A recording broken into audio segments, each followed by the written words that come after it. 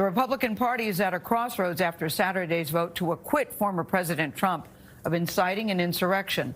The final vote was 57 to 43, including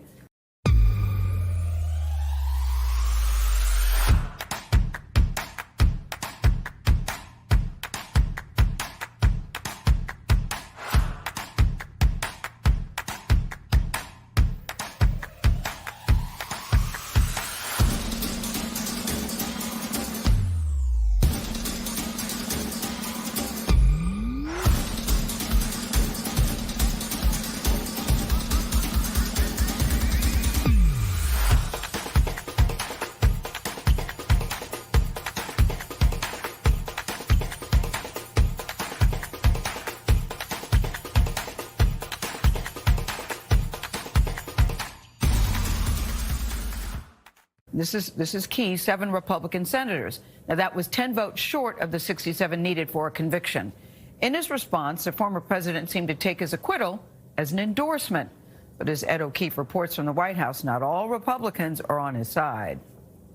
Top Republicans can't agree on what's next for the GOP. We need to unite the party. Trump plus is the way back in 2022. We've got to move on from the cult of Donald Trump and return to the basic principles that the party's always stood for. The former president's influence on the party was evident Saturday as the Senate voted to acquit him. Donald John Trump, former president of the United States, is not guilty as charged in the article of impeachment. Democrats said it wasn't the strength of the case that left impeachment managers short of the 67 votes needed to convict. We didn't need more witnesses. We needed more senators with spines. Compared to the first impeachment trial, the 57 to 43 vote was a big shift and the most bipartisan vote to convict in impeachment trial history. But still, only 7 Republicans joined all Democrats. Among them, only one, Alaska's Lisa Murkowski, is running for re-election next year. And on Saturday, the Louisiana Republican Party's executive committee censured Senator Bill Cassidy in a unanimous vote.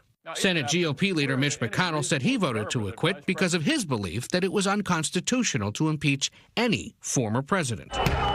But he still blames Trump for sparking the violence at the Capitol last month. There's no question, none, that President Trump is practically and morally responsible for provoking the events of the day.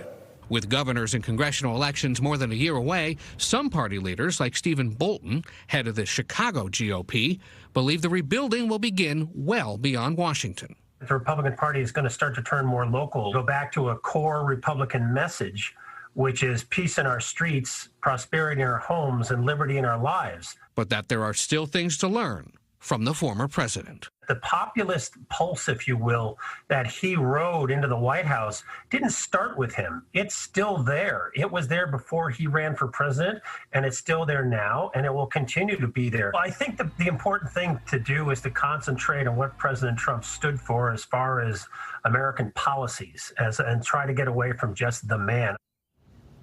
As we pointed out, Senator McConnell voted to acquit based on constitutional grounds. But over the weekend, in his remarks after the vote, he made clear he thinks the former president could face criminal charges for his involvement in inciting the insurrection, noting that even former presidents are not immune from prosecution.